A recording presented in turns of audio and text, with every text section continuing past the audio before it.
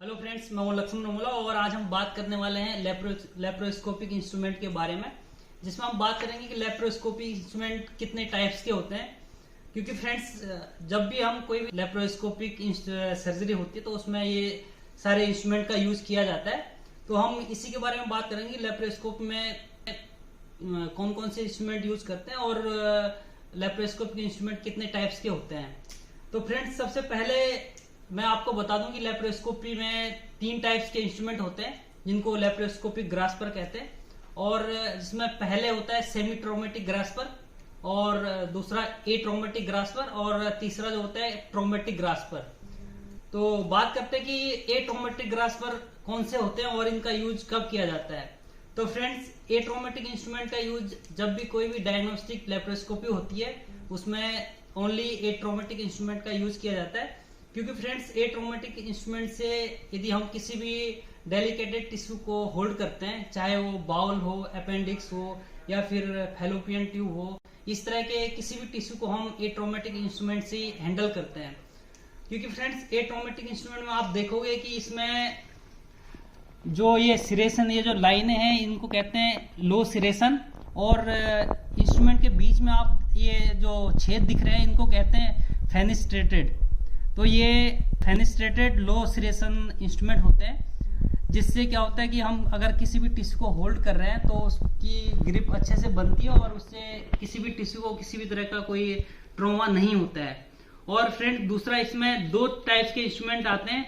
एक आता है सिंगल एक्टिंग जॉ और एक आता है डबल एक्टिंग जॉ। जो इंस्ट्रूमेंट मैं आपको दिखा रहा हूँ, इसमें आप ध्यान से देखोगे, इसका जो ये सिंगल एक्टिंग जॉ है, क्योंकि इसका एक ही जॉ मूव कर रहा है। और जो डबल एक्टिंग इंस्ट्रूमेंट होते हैं उनके क्या होता है, दोनों जॉ मूव करते हैं। जैसे आप ये वाले इंस्ट्रूमेंट को देखोगे तो इसके दोनों जॉ मूव कर रहे हैं, तो इसको कहते हैं डबल एक्शन और सिंगल एक्शन। उसके बाद फ्रेंड्स, सेकंड इंस्ट्रूमेंट जो होते हैं वो होते हैं सेमी ट्रोमेटिक इंस्ट्रूमेंट।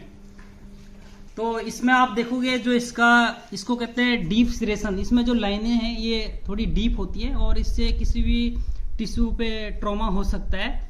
तो इसका यूज हम डायग्नोस्टिक प्रोसीजर में हम इसका यूज नहीं करेंगे, क्योंकि फ्रेंड्स, इससे किसी भी हम डेलिकेटेड टिश्यू को पकड़ेंगे तो उससे इससे ट्रॉमा हो सकता है। और फ्रेंड्स, इसका यूज हम किसी ऐसे टिश्यू पे कर सकते हैं जिस टिश्यू को हमें रिमूव करना है। फॉर एग्जाम्पल, यदि हम गॉल ब्लैडर की सर्जरी कर रहे हैं तो उसमें हम इस इंस्ट्रूमेंट का यूज गॉल ब्लैडर को होल्ड करने के लिए कर सकते हैं। क्योंकि फ्रेंड्स, हमें गॉल ब्लैडर को रिमूव करना होता है, तो हम अगर इस इंस्ट्रूमेंट से गॉल ब्लैडर को होल्ड करेंगे तो उससे थोड़ा बहुत ट्रॉमा हो सकता है, लेकिन हम किसी और टिश्यू पे हम इसका यूज नहीं करेंगे।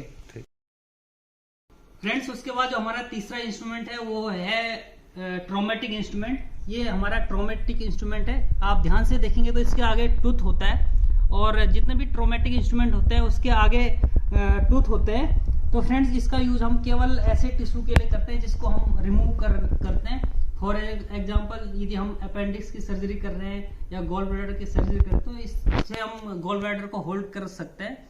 लेकिन फ्रेंड्स, आप देखोगे इसके आगे टूथ है, तो जो भी ट्रोमेटिक इंस्ट्रूमेंट होते हैं उससे ये होता है कि किसी भी स्पेसिमेन को अगर हम पकड़ रहे हैं तो इससे उसमें ट्रॉमा तो होता ही, लेकिन पंक्चर होने के भी चांस होते हैं।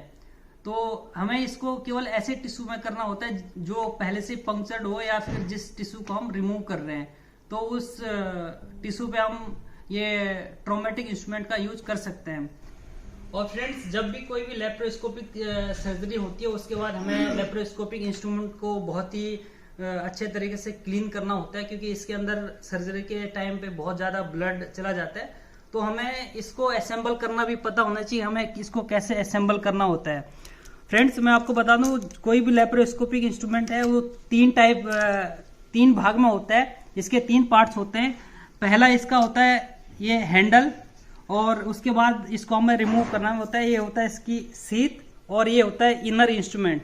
तो कोई भी लेप्रोस्कोपिक इंस्ट्रूमेंट होता है उसके 3 पार्ट होते हैं, और इसको हमें एक एक करके निकाल के अच्छे से क्लीन करना होता है, क्योंकि इसके अंदर बहुत ज़्यादा ब्लड होता है।